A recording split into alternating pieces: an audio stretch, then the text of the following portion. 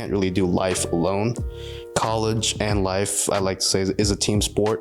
Sometimes you gotta learn to pass the ball to someone else and let someone else take the shot or be the star, or you gotta let your teammates help you in whatever way they can. Well put, dog. That was beautiful, man. Damn.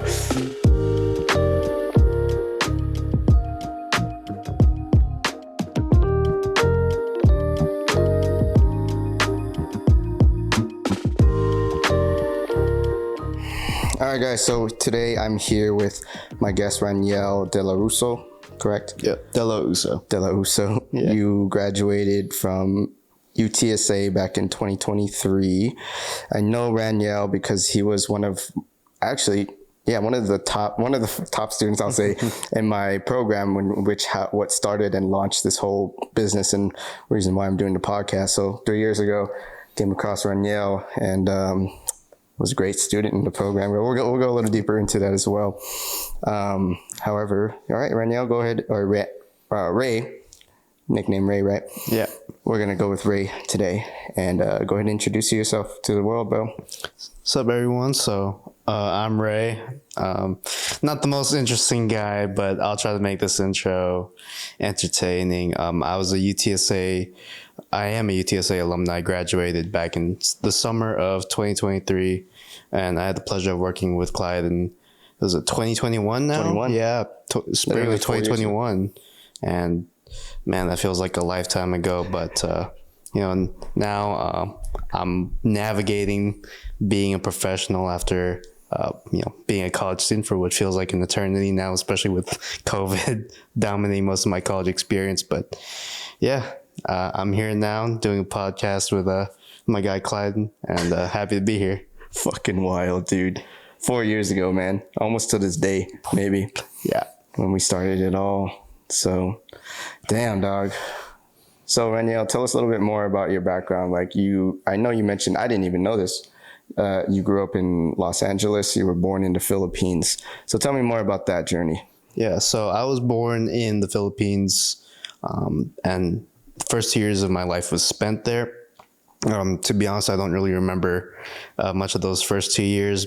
And then in 2003, we moved to Los Angeles, California, me, my mom, my dad, and my older brother.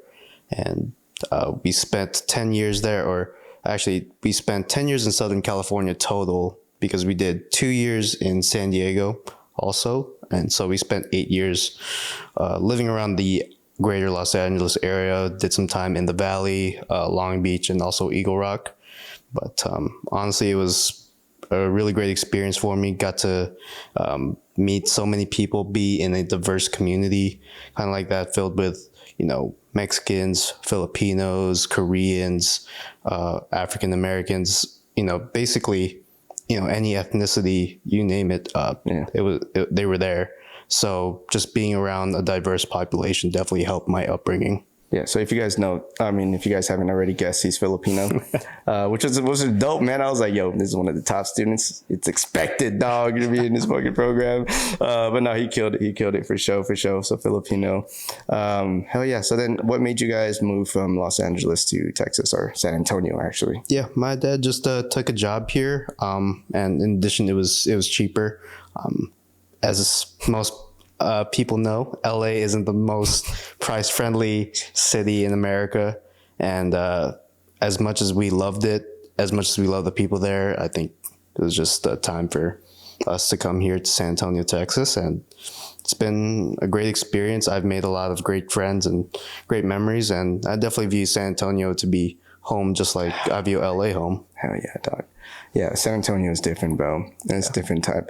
There's Houston, there's Austin, there's McAllen where I'm from, but San Antonio hit different, bro. Yeah. I don't know what it is. Yeah,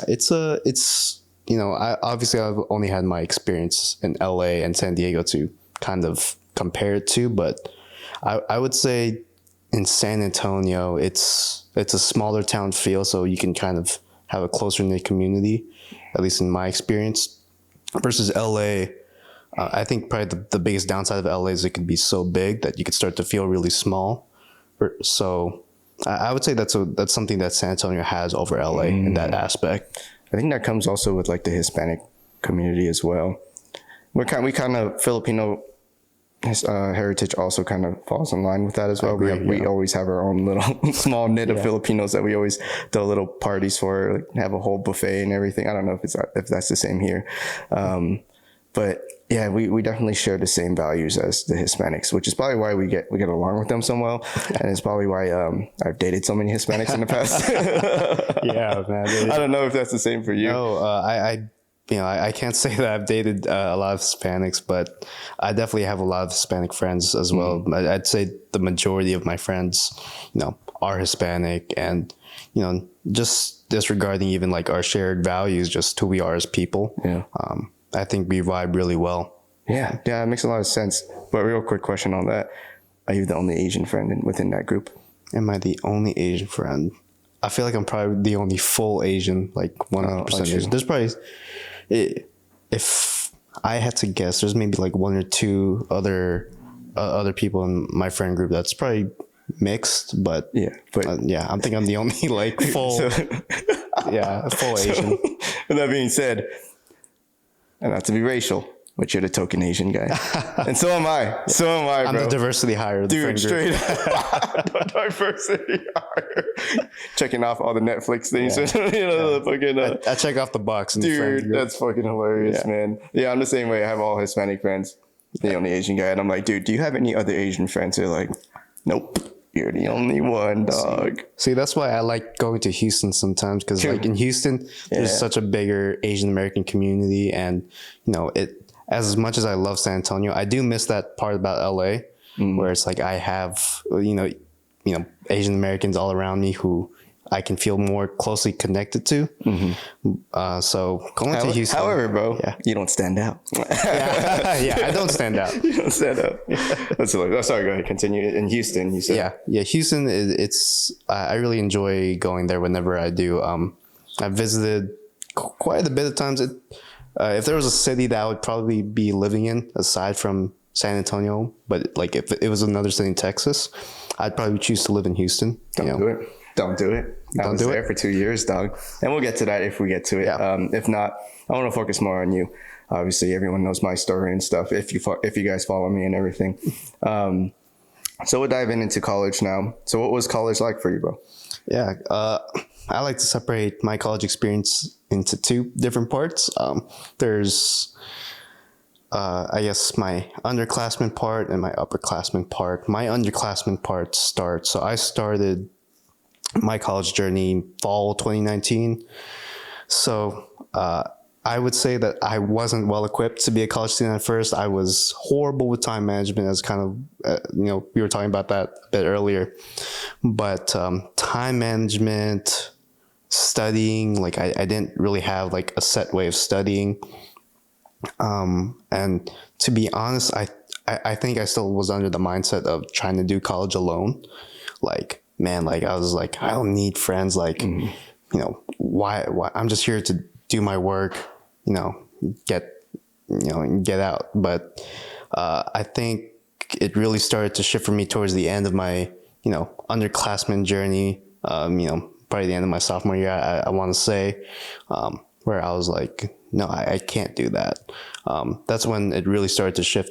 I started to shift to a more mature version of myself as a college student, which is where I go into my upperclassmen journey. And I obviously started my junior year at UTSA, still figuring things out, as most college students are, regardless of whether you've been in college for 1 year or you've been in college for 4 or 5 years. Everyone's still figuring it out. But in general, I felt more emotionally mature, more mentally mature, and I felt like I could handle more, I guess, college problems, we'll call it. Like, man, like we have this deadline approaching. You have multiple deadlines coming at you. As an 18-year-old, I was not prepared for that. Versus myself as a college junior, I was 20 years old at the time, dealing with all the college problems plus the added stress of COVID, which happened in my freshman year. I was like, that was your freshman year? Yeah. It was a crazy wild ride my freshman year. It's like I went on spring break and I didn't come back to campus for the longest time. So it was like, what the hell's going on? So, I was working part-time too during that whole COVID experience. And like, I actually got furloughed. So I didn't have a job basically for, I think, a month or two. Mm-hmm. And I was just like, man, this is weird. No one's ever encountered this. I mean, like, it was a once in a lifetime event. So, I had all those difficult experiences that helped mature me and taught me some lessons to bring into, my journey as an upperclassman. And really from there, I'd say my upperclassman journey, while it wasn't always, problem free, it was a lot more smooth sailing, just because whatever problems came at me during that time, I probably already encountered them. Yeah. So going on two things there. So on the problems and everything, I mean, in life in general, bro, like, we're always going to be faced with stressors. It doesn't matter what we do, what we think. There's no way we're ever going to live a stress-free life. Yeah. It's in how we react to those stressors, mm-hmm. how we deal with those stressors. We can either react in a negative way, whether being wallowing in our self-pity, like, oh man, this happened to me, I suck, let me tell the world, and it's just full of negative energy, bro. However, you can take the second route, or the opposite route, and be like, hey man, this happened, but I just got to get through it. I can't change it. Can't change the past. Maybe God put this on my path for a reason, for a later lesson in life whenever I need to utilize it. So that's that. But going back to sophomore year, you said sophomore year is when you first got introduced to my program, right? Yes. Okay. So you're like halfway through sophomore. And so this guy was like, they told me when they interviewed you for the job over there at NVC, Northwest Vista College, you showed up in a fucking suit in your virtual meeting. And their reaction was like, all right, this guy's hired, bro. He's on. Just because he showed up on a suit in a fucking virtual meeting. They're like, yeah, he's it. And I don't know if you remember Nora. I do, yeah. Yeah, she was the one that told me that. She was like, yo, Raniel, Ray is like fucking on top of it, bro. And I realized that once we started working with you, I was like, hey, bro, fuck yeah. You and Kelly and Imani and Sunny, obviously. I was like, damn, this is a good group of people, bro. I'm glad I'm working with them. Regarding the suit thing, that's not the first time I've done that for a job interview. Whether it be like internships or something else, I've just always been like, well, I don't want to be the least or the worst dressed guy in an interview, whether it's like Zoom or an in-person interview. So I was like, let me wear a suit just in case. Yeah. That's just my mental process, so that's how I've always done it. And like, in that case, it just yielded a good result. It seems like that's the winning formula. So whoever's listening out there, if you're going to go on an interview, regardless of an internship or part-time job, show up in a fucking suit, dog. Like, that's the first impression's everything, dog. Yeah. Make sure you're comfortable too. I think you were comfortable in your skin, man. Yeah. You still are. I try to be. I mean, being in a suit for an extended period of time isn't comfortable. Especially, I hate wearing ties. Yeah. Oh, especially if it's super tight and you have the wrong size. Like in San Antonio, it gets really hot here. So if you're wearing a suit in the summertime, regardless of whether you're inside or not, you are going to start stressing. You're going to start sweating. My bad. And Both. The worst thing you can do in an interview is just look uncomfortable and start sweating. Because then, the interviewers are probably just going to get grossed out by you. Dude. So, side story. My little cousin Rupert, and I've shouted him out like multiple times on this podcast because he's just a funny guy. He's a great guy. Yeah. On his birthday, he just decided to wear a suit. Like, he likes to wear suits on his birthdays. And then I just remember him going to school and coming back and sweaty as balls, bro. I was like, bro, do you think, was it really worth wearing the suit for your birthday, dog? And I think that same day he walked. So, you know where the Lux is? Yes. Yeah. So we used to live in the Lux. You know how that is. It's a party fucking apartments. I hated it. I liked the space in it, and we do a couple parties. But anyways, I think that same day he needed to get his phone fixed or something, and he walked all the way to La Quintetta and back. So that's why he was super fucking sweaty. Yeah. And this is like probably, I don't know, September, October. February. Sorry, it was February. I mean, it's still kind of cold, but still, in San Antonio, it's summer all year round, almost. So, yeah. So this fucking guy, I was like, dude, you could have just asked for a ride. Like, he didn't drive at the time. I was like, dog, I could have just given you a ride. It's right there, bro. Like, I wouldn't stress on it if you asked me. But okay, bro. So going back to your college life. Let's see. Tell us one of your lowest times in college. Yeah, lowest times in college. I'd say the lowest time was definitely the first semester of my freshman year. And in particular, I had what was it, my math class, like I think it was algebra that was like bothering the hell out of me. For context, I've never been good at math. I've always been more of a reader type. I love history and English, but math and science was just the bane of my existence. And I remember, I was struggling partially, because I wasn't good at math, but mainly because I just didn't have the good habits a well-matured college student would probably have. Didn't know how to study correctly, didn't know how to manage my time correctly. And I wasn't even on the group me for class. And every college student knows group me is going to save you so many times. So I wasn't even on that. That's how bad I was. And I remember like I was thinking of like not just dropping that class, but dropping out of college, because I was like, man, like I feel so unprepared for all this. I think I made a deal with myself. What I did was there was like this upcoming test, and I was like, if I pass this test, I will stay in college, keep going with this class. And if I don't pass this test, I am going to drop out. I'll take this semester off, maybe even the spring semester off. I'll just work and I'll think about like kind of what's next for me, whether it be like maybe I take a look at joining the military. Maybe I can, figure out what I want to do there, while also maybe in a couple of years get my college, paid for. Or I look into trade schools, see if there's something there that I like. Just at that time, I was just so uncertain about what I wanted to do. And I didn't even know if I was going to be a good college student or if I was, well equipped to be in college. But long story short, I ended up passing that test. So barely passing that test, I might add. So I was like, okay, I passed that test. I survived that test. Well, let's just see where it keeps going. And it kept going. COVID happened, dealt with that, and eventually, graduated, thank God. So yeah. Dog. That's fucking crazy. So when you were going through these struggles with whether it be time management or just academic stuff in general, what were some of what was your number one solution, I guess, to address one of those struggles? Yeah. So I'd say my number one solution to address those struggles was just not doing it by myself. I still came into college with that mindset of, it's just gonna be me. I'm gonna do it on my own, do my work and get out, forget everyone else. That's not to say I didn't have friends. I just didn't use them as a support system in the way that most college students probably need to.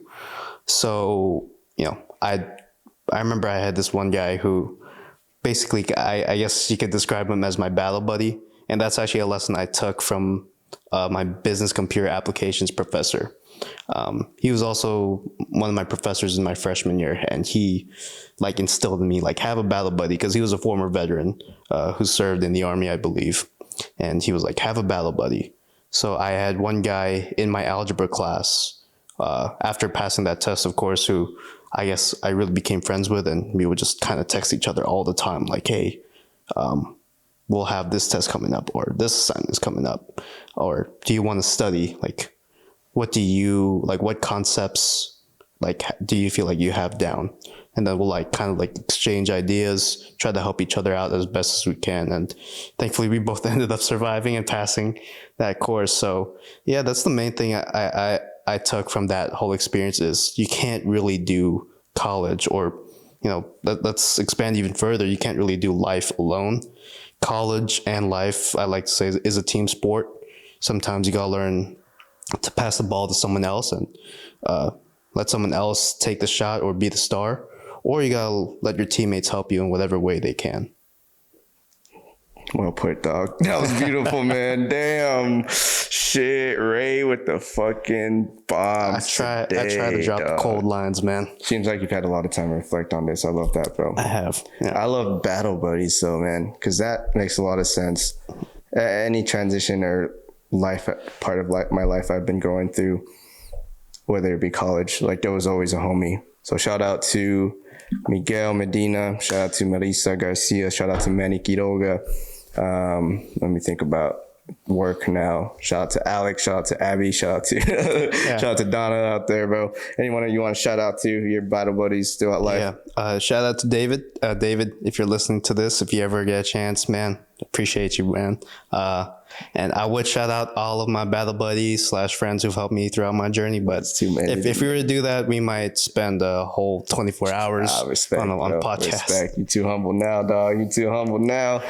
Hell yeah. So going back to the college program, bro, I want you to give me your like honest opinion on it, as well as how it helped you and what you think could have improved it. So we'll start with your honest opinion on it. Yeah, my honest opinion. So when it was first presented to me by, I believe, Nora, right? I was shout out Nora, bro. Yeah, shout out to Nora. She was awesome. Yeah. I think I want to say, like, I just wasn't sure of what it was. So neither was I.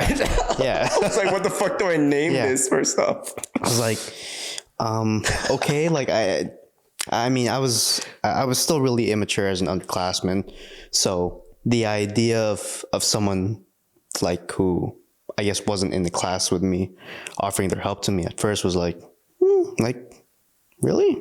I was like, it's like, I don't really know what's going to do to help me, but like on the off chance, I was like, well, why not? Like, you know, I didn't think I needed help when I was doing college at first, but now like I know better. So let me try it out. And I would say once I really got to it, what I really took from that whole experience after having time to reflect on it was just how important it is to kind of connect with people if you want to help them. And I think in life, you're always helping someone, whether you know it or not. Like, even in jobs I've had, like, you know, yeah, like maybe it's corporate America, and I guess the number one goal is to, you know, make money, I guess, but you might be helping your teammate on that other team who is trying to provide for their family. And you need to be able to connect with them, because if you don't really connect with people as a person, it's going to be pretty hard for you in life. You know, I'm not saying that not everyone, that someone who's not a people person can't be successful, but you definitely need to have some level of ability to connect with people if you want to make that journey easier on yourself. So that's kind of the main thing that I took from it. In fact, like probably one of the like core memories that I have from it was, I think you were asking one time, was like, how do you kind of deal with like hardships in your life? You were asking that to us as a group. We had some answers like religion, faith, therapy, I believe. For me, you know, if I'm going through something hard, I always just go to the gym to just tire myself out, because I overthink a lot. And I need to be so tired that I can't think, because that's when my mind starts to calm down. So that's a core memory that I have. So like in short, kind of what I took from the program was like, you know, just being able to connect with people is really important. Yeah, and that's a common theme I've been seeing with the people I podcasted with prior to this one. They're just like, dude, just learn to be social, learn how to talk to people, because it will take you a long way. And myself, I'm always been tend to be introverted. I know sometimes I don't exude that because it's usually when I'm around people I enjoy being around, then the extroversion comes out. However, if it's like small talk type shit, I say, I'm gonna show my introversion. I'm kind of the same way, like in a group setting. Yeah. And like some of my friends and really people that I'm close with have kind of noticed this. I do really well in a one-on-one setting. But when it comes to like a group setting, especially with people who I'm not too familiar with, I can sort of take a back seat. In fact, it was there was this one girl who I hung out with, and us and like a lot of her friends who I didn't really know too well, they were talking, and I kind of just was listening in the background. And they just, after the conversation ended, she was just like, are you okay? Like, were you uncomfortable? And I'm like, no, like, I really just wanted to listen. I don't want to, interrupt the flow of the conversation. And, that's probably, my introverted self coming out. Oh, for sure, dude. No doubt, man. I'm the same exact way. Maybe it's a Filipino thing. Maybe. Yeah. I think, I don't want to generalize, but I guess Filipinos aren't always raised to be super outgoing. I feel like that's something that they learn over the course of their life versus Filipinos are usually taught to be like hardworking, keep your head down, straight up, pick yourself up by your bootlaces, that type of stuff. So yeah, overall, I would say that like a lot of Filipinos can be introverted, at least in my experience, and the extroverted ones, they really learn to be extroverts. That's kind of true. Yeah, it's just kind of clicking now. I'm like, don't mean the general. Any extroverted Filipinos, please don't come at me. Yeah, no. I mean, sometimes, there's some extra ones. They're like, dude, you don't got to be that extra, dog. Just be cool, but be yourself, bro. Yeah. But you don't got to try so hard. All right. I already forgot what other questions I was going to ask about the program, but we'll just move on from that. I appreciate your feedback or your opinion on that, which... Yeah, I'm glad that you had that core memory. Yeah. No worries. I appreciate you having that program, man, and teaching me what you did. Yeah, so I definitely applied it later on when I would become a mentor for other students myself. Yeah, okay, actually, let's talk about that.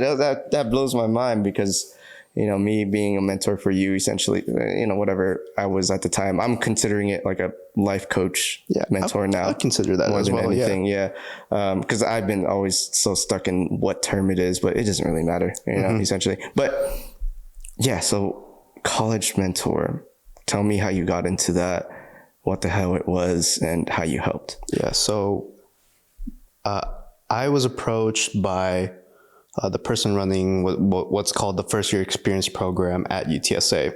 And he reached out to me in an email while I was interning for AT&T in Dallas. So I wasn't even in San Antonio at the time. And basically the email was like, hey, we think you'd be a great fit for this program. Please consider applying and, hope you do well in the interview if you choose to apply. You brought a suit? Huh? Did you wear a suit? I interviewed actually while I was at my internship. So I don't wear suits on my internship. That's why. No, I'm kidding. No, I just regular polo, and I had a room, and I just want y'all to know I did tell my boss I was going to interview. So I didn't use company time to interview, but I had my boss's approval at the very least. You weren't even getting paid. You're a fucking intern. Yeah, I was getting paid though. You were? Yeah. Shit, shout out. AT&T treated their interns really well. Shout out to AT&T. Yeah, shout out AT&T. Y'all treated me well. Fuck yeah, dude. But what was I saying? Yeah, I interviewed, did really well. And then at the conclusion of the internship, there's like maybe a 2-3 week break. I went back to San Antonio and immediately started learning how to be a peer mentor. We have this whole, I think it's like a 1 week course where it's called CPET week, where it stands for Common Peer Educator Training. I believe that's what it's called. And we learn kind of like all the ins and outs, being empathetic, validating students' feelings, and then kind of getting into the more specific parts of the job, like what software we're going to be using, questions to ask, all that jazz. So how it works is, as a mentor, you get assigned 50 students. Damn. Yeah. It's very intimidating. I'm about to say, out the gate, bro. Yeah.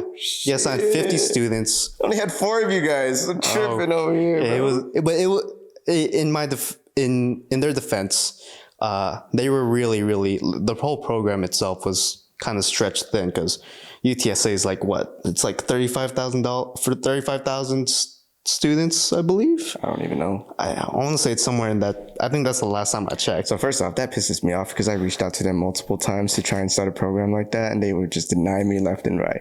So anyway, continue. Yeah. It made me start my own business. It made me start my own business, and I'm doing my own thing. I don't want to be a middleman of no shit. But this is my shit. But yeah, go ahead. Continue. Yeah, man.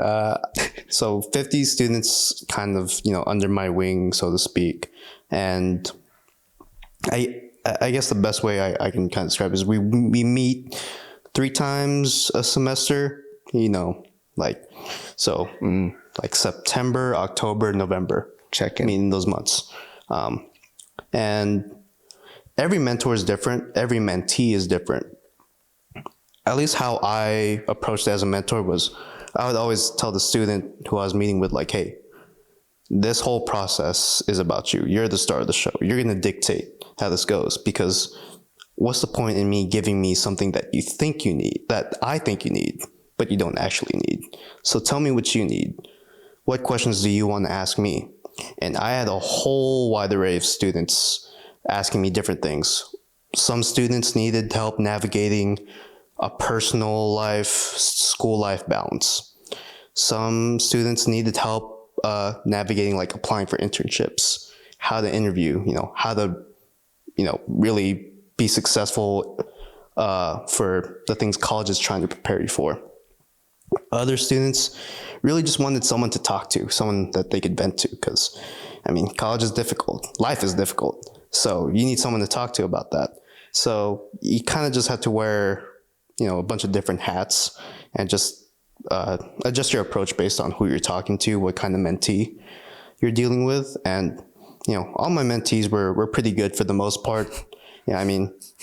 Every college freshman is going to have their flaws, like I was no different. I'm sure if myself as a peer mentor had to mentor my college freshman self, I'm sure there would be times in my head where I'm like, man, this guy shouldn't be in college. But, I think by the time I became a peer mentor, thank God I had a lot more patience. Yeah. So, all my students or all my mentees were great, and they asked a lot of great questions, and I still keep in touch with a few of them. Every once in a while they'll hit me up, they'll ask me a question, or they'll just be like, I don't fucking know, man. Yeah. Figure it out, dog. Yeah. There's this one. There's always one. There's this one student he's at UT Austin now, actually. And we're always talking about working out and being in the gym, and it's like, man, like how deep should I squat? And I'm like, well, how painful are your knees right now? And it's like, it's joking, man. But gotcha. He's great to talk to. Yeah. But all my mentees were great to talk to. Yeah, bro, that's what's up, man. That's kind of like me and your relationship. You know what I'm saying? Like, I've always tried to keep in touch with you because you're a good soul, bro. Same thing with Kelly, and I've been trying to keep in touch with Sonny, but he stopped emailing me back like 2 years ago. Yeah. So I don't know what's going on with Sonny. Yeah, Sonny's from what I remember of Sonny, he was always a good dude to me. Yeah, man. He was going through some shit, but he was going through it, like, doing well, like, dealing with it all. Damn. Fuck yeah. What a dope fucking thing, dude. And I'm glad, like, you transitioned to that right after my program, so it kind of gave you a little taste of what it's like. Yeah, no, I would say, like, that internship that I had with AT&T and, like, my time with you and, like, my job working at Vista was paramount to me succeeding in my role as a mentor. Because if I didn't have those experiences, I don't think I would have been prepared to, like, mentor someone and, like, have the experience, like, to, like, make me feel secure in who I am. Damn. It's crazy how it all works out, huh? Yeah. I guess we'll get to that later when we get deeper. So the transition from, so you graduate college 2023, and then you start immediately working for the Air Force? So at first I took a job with EY. I don't know if you're familiar. What do they do? They are one of the big 4 accounting firms. Okay. And then you also got your bachelor's in what? Business management. Gotcha. Okay. Continue. Yeah, so I took a job with them at first. It wasn't the best fit, I'm not good with numbers, so accounting. That's very interesting that you would choose. To be honest, I think it was just a case of like I needed the job. I got you. So I took it. All right. Without that's how it is. That's without taking into account the fit. So I think I lasted 4 months there. I met some great people, but it just wasn't for me. Yeah. And then that's when I eventually got in contact with the Air Force, and I did an interview for them. And, thankfully they took me on and gave me a chance. And I'm still working with them now. They've been nothing but good to me, even though like, obviously, with the whole new administration that's coming in, it can be a little chaotic, but like I was telling you earlier, just focus on what I can control, and whatever happens at work, try not to let it affect your personal life. Kind of like the same approach I took with school is like, try not to do it all alone. Have your friends there as backup, have your coworkers there as backup to kind of support you through the bad times and be a cheerleader for you during the good times.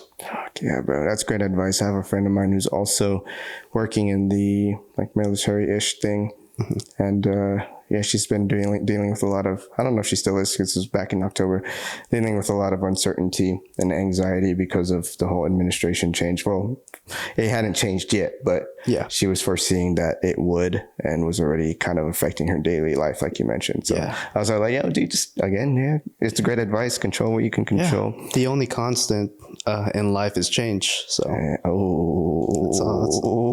sorry, man.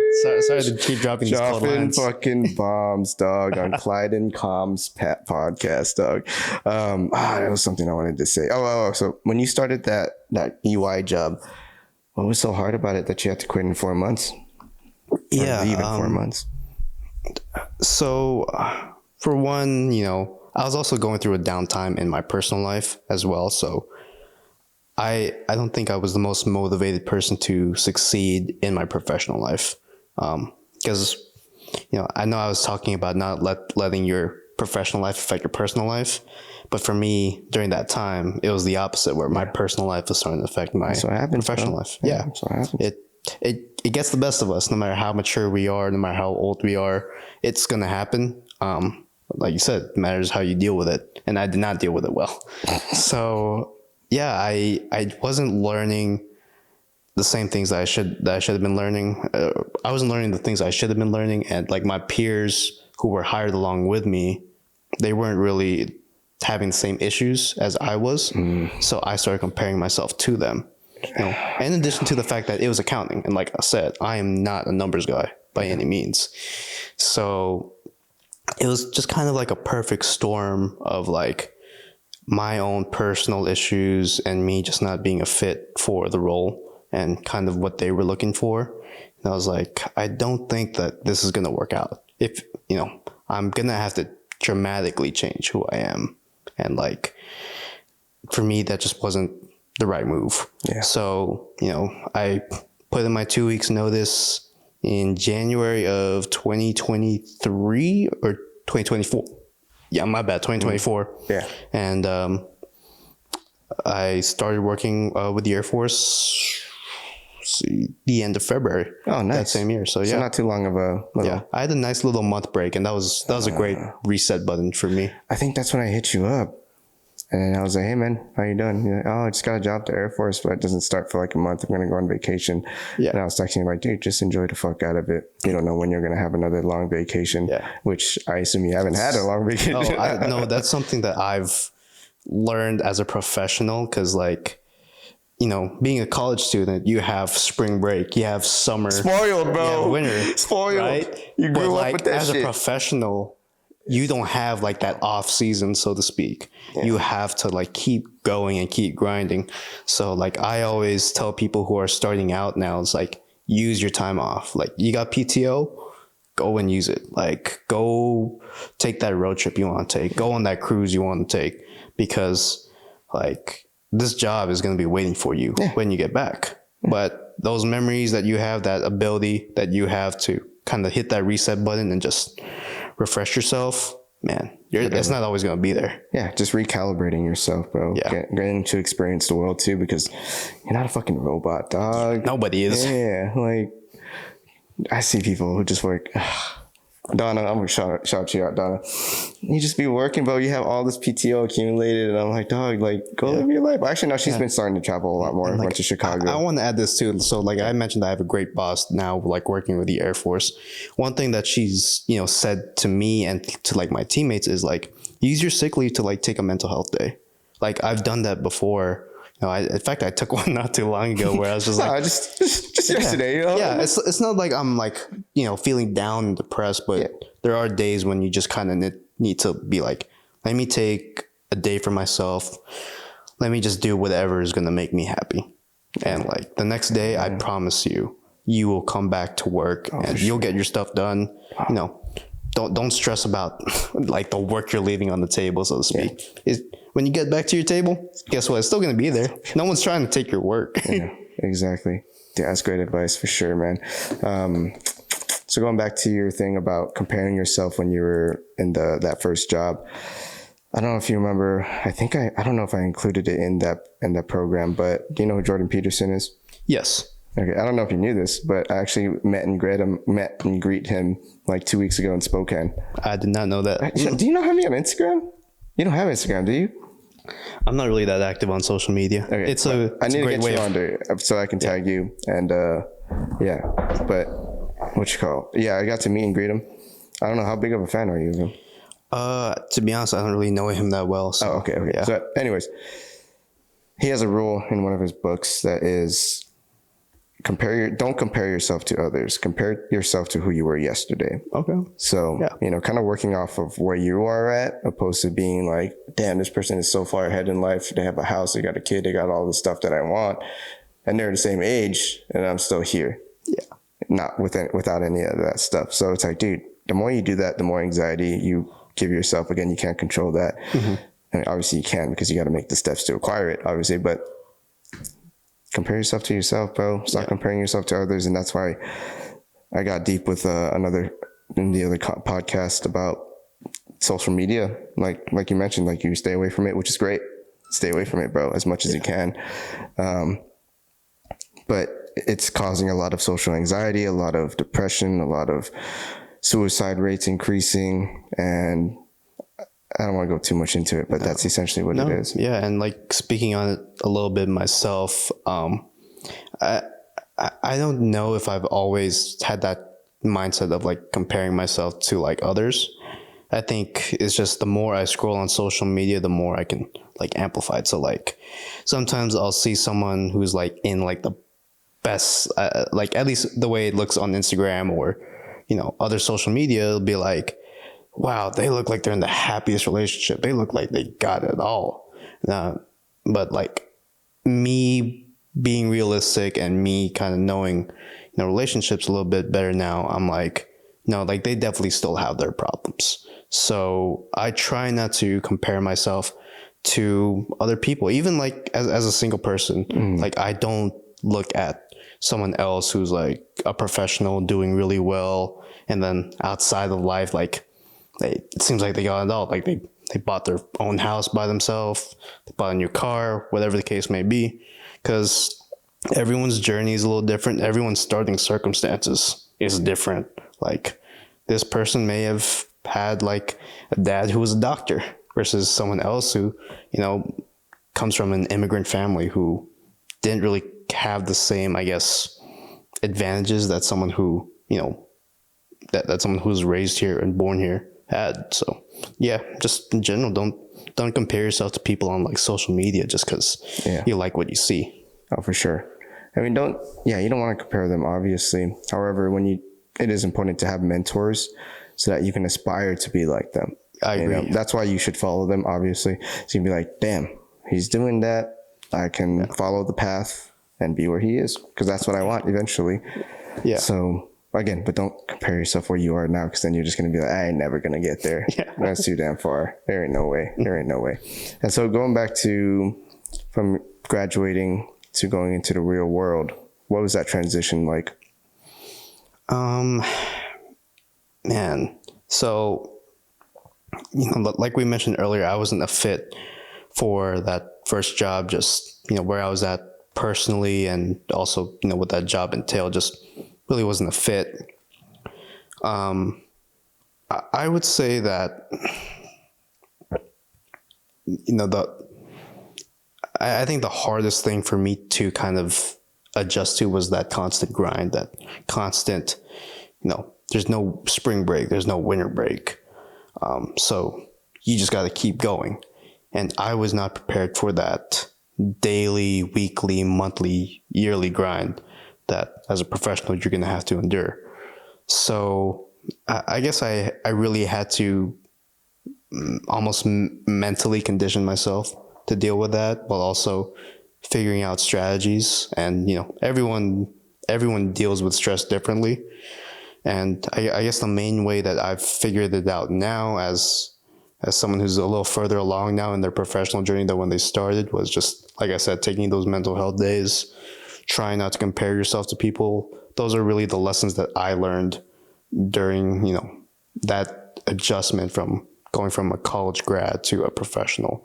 I think it's, that can basically sum up what my experience was like, just adjusting and learning to, a new lifestyle. Yeah, it's totally different shift, bro, because not even with the breaks, the vacations, it's sleep. Yeah. Man, that was a tough one. I'm still fucked up. That was a tough one to get down. Dude.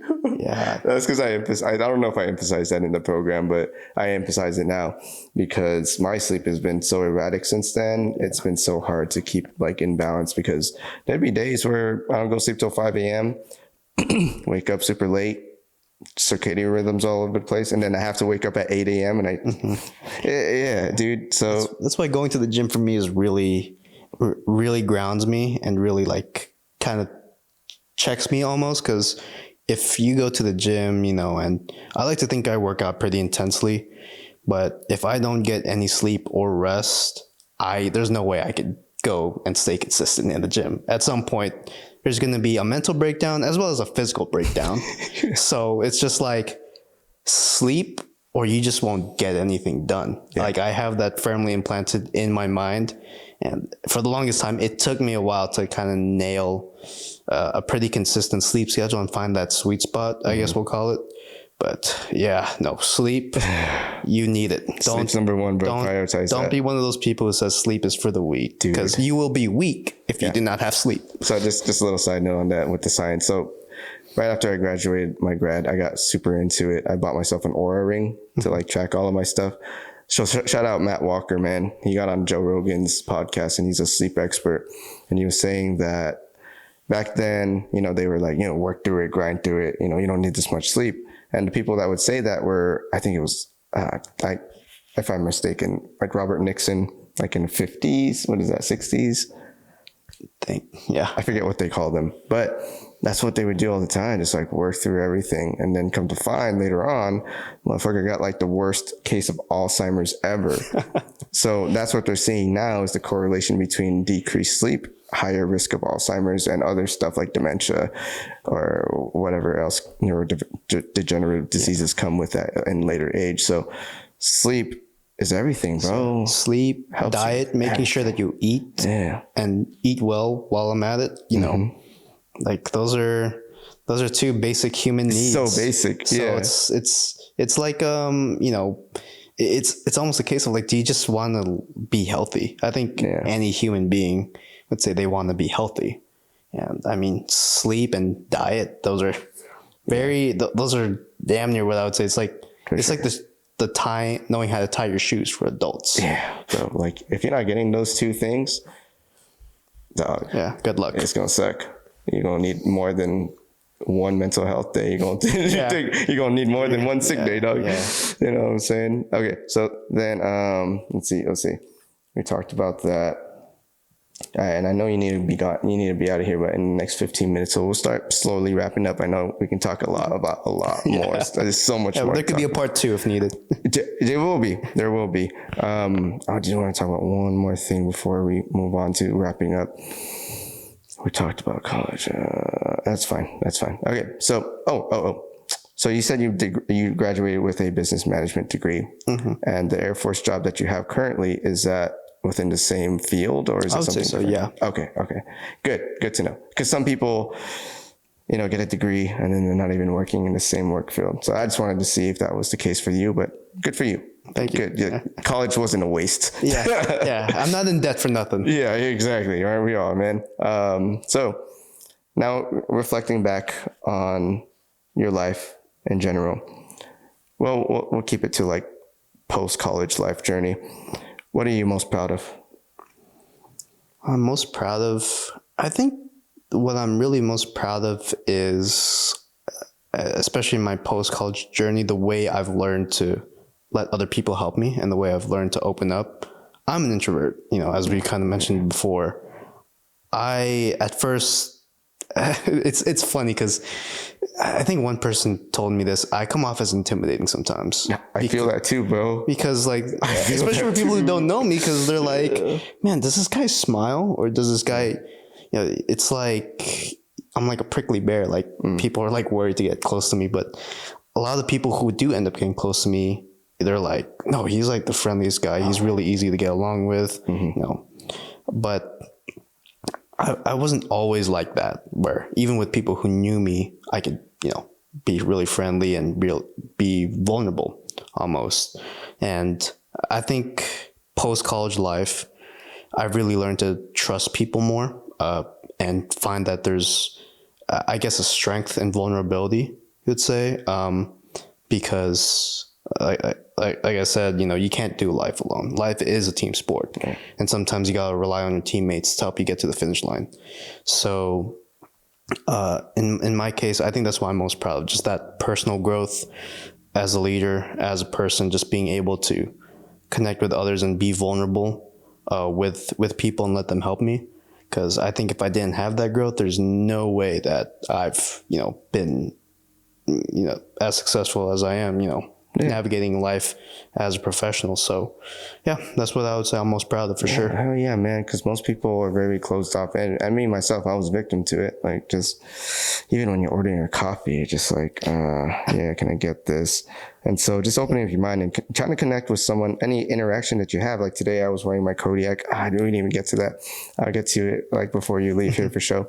So I'm wearing this hat. It says Kodiak and it's got a bear on it. And the girl, she's there. She's like, hey, is that Alaska? It's like, yeah, I've been living there the last 3 months. So I've been living there the last 3 months. This is me telling you right now for the first time. I was like, yeah, it's fucking beautiful. She's like, yeah, I've always wanted to go there. It's like, dude, you really should. Not now because it's cold as fuck in the summer.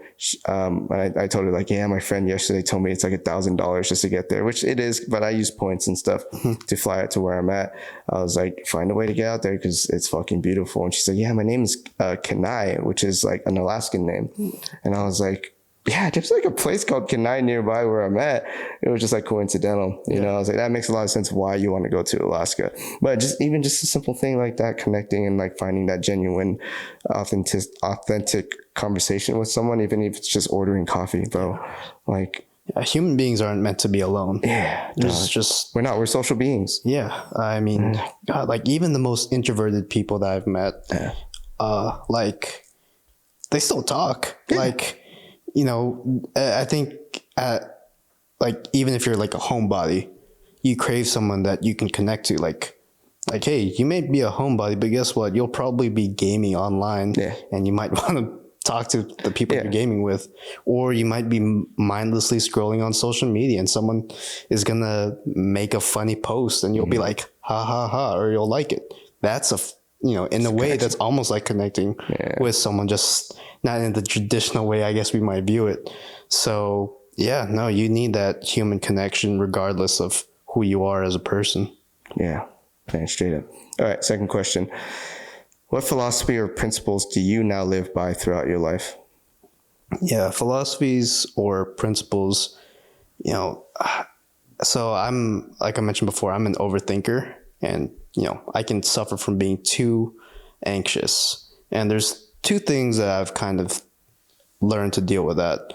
So the first one being, I mentioned I'm a big Lakers fan, right?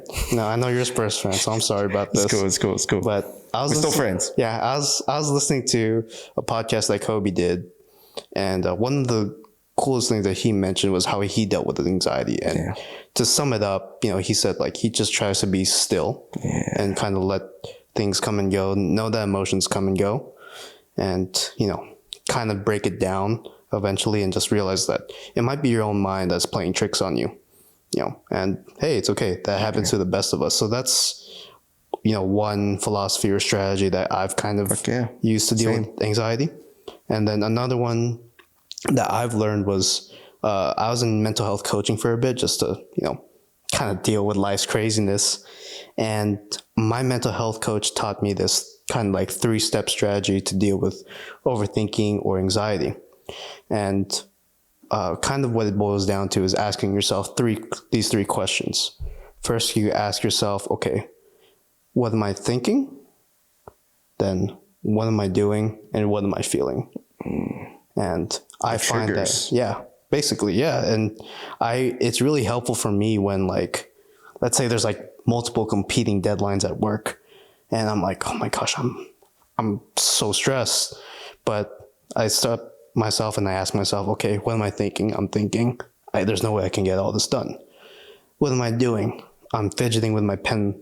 I'm walking around. I'm sweating, or I'm trying to rip my hair out of my head.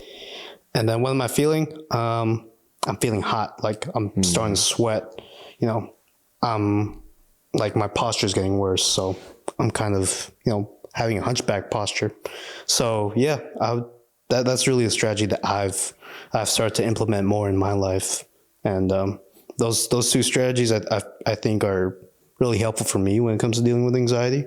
But everyone's got their own way. Yeah, for sure. If it works for you, it works for you. Try it out, guys. It doesn't hurt.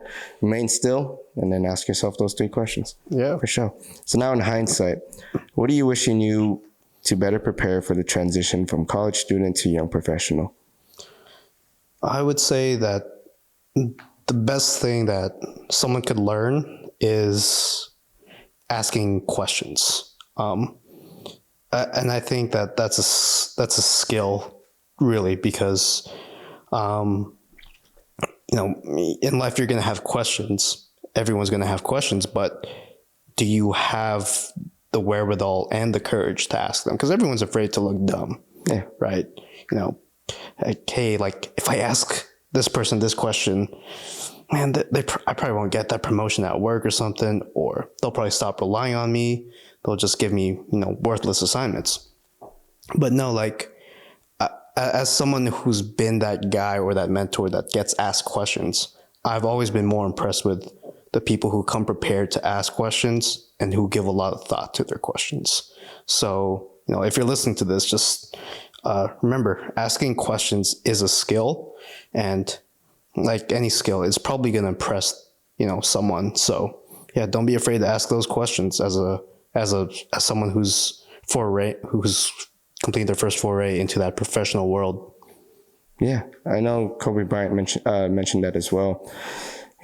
He's just a fucking philosopher, bro. He's just a fucking philosopher. Have you ever listened to that interview with Giannis? I'm sure I have. Where he was like, when Giannis was talking about working out with him, Kobe told him, like, just be a kid. Yeah. Because a kid asks questions like, why are we doing this? Yeah. Like, be inquisitive. That creativity. And be inquisitive. Yeah. Yeah. And then again, that'll tie into connecting with people. Yeah. The more you're inquisitive, easy to connect. Like that girl at the coffee shop. Hey, is that a hat from? Yeah. You should follow up with her. Nah. Human connection, man. It's not my type, dog. I like the Hispanic girls, I'm just kidding. I'm kidding. I also like the Asian girls, though. So shout out, if y'all, I'm single, so nah, I'm fucking around. Yeah, no, straight up, fucking being inquisitive. So great advice. A general advice for new grads or young professionals? Yeah, advice for new grads: have a little grace for yourselves, because it's easy to be hard on yourself. It's a lot harder to kind of be kind to yourself. So just remind yourself that you're human, and chances are the person who you're looking up to, who you're being mentored by, probably made the same mistakes that you're about to make or you're making now. So give yourself a little grace. You'll learn. Let yourself breathe. And at the end of the day, just remember it seems big now, but you're a small part of a big ass universe. Hey man, if that job says no to you, guess what? There's 1,000 other jobs that you can apply to, and all you need is one yes. So you just need to get lucky or for things to work out one time, and yeah, you'll be fine. Don't stress too much about yourself. You know who you are. You know what you're capable of. Hell yeah, bro. Hell yeah. Love that. Okay. Now rapid fire questions. Go for it. Again, most of the people that I've interviewed so far, it's not really a rapid fire answer. It always goes a little bit deeper. But honestly, go about it however you want to go about it. So it's going to be like 4 questions, okay? You ready? A book, podcast, or resource you recommend? Book that I recommend, 11 Rings by Phil Jackson. Best memory from college? Best memory from college being a first-year experience mentor and meeting all the people that I met there. One habit that has transformed your post-grad life? One habit that has transformed my post-grad life is being kinder to myself. Giving yourself grace. Go back in that. So now, what's next on your personal or professional journey, dog? Next on my personal, professional journey, I do want to travel more. I have like ideas in my head where I kind of want to go, but working out the logistics of it, seeing like what's within the budget and stuff. Fuck the budget. Yeah, well, live your that's life. Part of being an adult now. No, it's not. Fuck the budget. We still need a place to be live. A kid, people. like Kobe said. Be a kid. Yeah. No, I'm just kidding. Even kids are like, I can't buy that $5 chocolate bar, right? Find the optimal middle. Find the optimal middle for sure. Don't fuck around and find out all the time. That's I would. I'm trying to think. Okay, so professional. Professional. Obviously, like I mentioned, I'm with the Air Force. I'm working for them, and as a result, working for the government. So, just navigating all the uncertainty that's around right now. And, I think, I don't even know if I could really say I have any goals. I'm just saying, like, just focus on what's you could see that's 10 feet in front of you. And, hey, whatever bridges we need to cross, we'll cross them when we get to it. So, my professional journey, just taking it one day at a time. That's my goal. Gotcha. But as your personal one, you're like, I gotta fucking travel. Oh yeah. What do you have in mind? So I've thought about. I haven't been back to San Diego in a long time. Ooh, so I would love to go to San Diego. Denver, Colorado too. Definitely want to see Rocky Mountain National Park, and then even briefly thought about New York. I've never been to New York City. I was born there, but I never You don't know it that well? Yeah. But I'm going there in September, so. Oh, that's awesome, yeah. If you're in the town, if you're there in the same time, we should link up. Yeah, for sure. But the East Coast in general I haven't really explored it that well. And then I've always thought about the Pacific Northwest, like Seattle. Dude, you have to, man. Yeah. Seattle for sure. That's my second home. Yeah, Northwest. Bro, I can tour you the whole place. I've been there so many times because my cousin lives out there. It sounds awesome out there. Dude. Yeah. It sounds awesome and it is awesome. Yeah. And then I'm also going to be traveling to Huntsville, Alabama because my boy is getting married. Oh, hell yeah. And he lives there and he asked me to be a groomsman. So my guy. Me at the wedding. Yeah. So that's big, bro. That's when you know you're a good friend. Yeah. That validates you. Yeah. So funny story, he called me and he texted me. He was like, Ray, like, when you can, like, pick up your phone, because I think I had a missed call from him. So I was like, oh, crap. As an introvert would. What's going on? Like, is everything okay? Yeah. Then he calls me. He's like, oh, Ray, like, thanks for picking up, man. He's like, give me 1 second. I'm sending you something. Oh, no. I'm like, okay, whatever. I open my phone. It's like, hey, Ray, like, this was supposed to be over.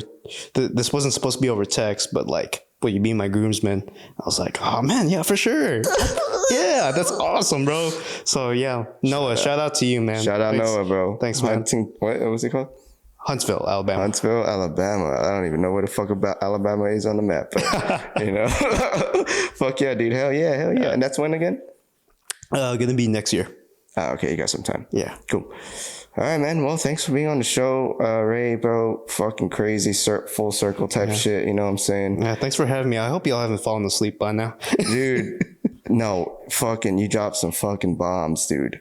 Yeah. Yeah, I'm glad. Hopefully everything's still recording. It looks like it's still recording.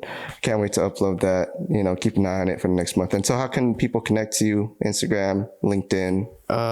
Honestly, man, just ask Clyden whatever questions y'all want, and he'll forward it to me. You're like, leave me alone, bro. Hey, social media, like like we were just saying, is crazy. So, But you have LinkedIn though, right? I do have follow LinkedIn. you. Yeah, I think we. Do you want to give them your name? I mean, it's just Raniel De La Uso. You just look me up. There's not many people with my last name. That is true. So yeah, I'm not. Filipinos got rare. Yeah. You know. Yeah. Unique names. Yeah, There's definitely been a lot of in like my high school, elementary school years. So many subs would just be like, "What the hell's that?" And then and that's when I know I'm like, here. Yeah, same. Like Clyden is kind of. They're always like, "What? Yeah. Is that a girl or male?" They see me raise my hand. I'm like, all right. Yeah. But hell yeah, I'll get your information later. I'll throw it in the description and everything. But should we get to go? Anything else you want to leave the audience with, bro? Nothing much, man. Just y'all keep taking care of yourselves out there. It's a crazy world, so just be kind to yourselves and appreciate what you have in front of you. All right, guys. Good shit, Ray. All right, later, y'all. Take it easy, guys.